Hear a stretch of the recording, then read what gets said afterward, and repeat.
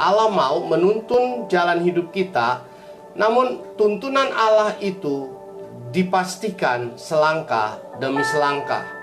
Allah mau menuntun kita selangkah demi selangkah. Allah tahu kemampuan kita dalam melangkah.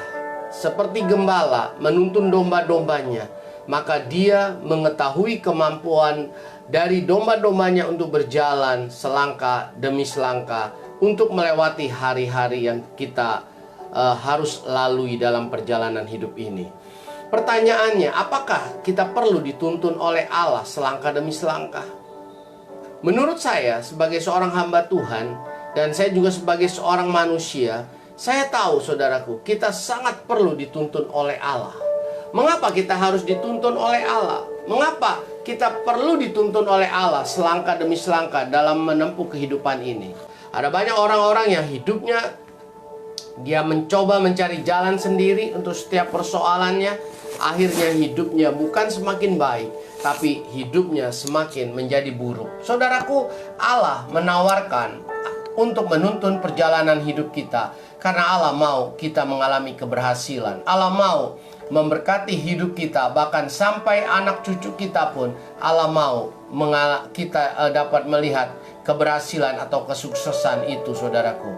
Ketika kita berjalan dengan Dia, maka Dia tahu tujuan mana yang harus kita capai dan apa yang harus kita lakukan, dan Dia akan memberitahu kepada kita. Saudaraku, izinkanlah hidup kita hari lepas hari, minggu lepas minggu dituntun oleh Allah selangkah demi selangkah. Ketika saudara menghadapi jalan buntu, ketika kita dituntun oleh Allah, Allah yang punya jalan keluar. Pada waktu kita dicobai, Allah akan memberikan jalan keluar. Dan ketika kita dituntun, maka kita akan menemukan jalan keluar itu, saudaraku. Ketika kita dituntun, kita akan berjalan di jalan keluar yang Allah sudah siapkan. Hari ini, saudaraku, izinkanlah Allah menuntun jalan hidup saudara.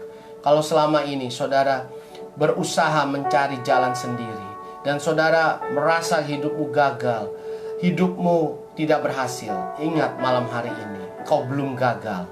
Engkau adalah orang yang pasti berhasil. Ambil sebuah keputusan, kembalilah untuk kembali dituntun oleh Allah.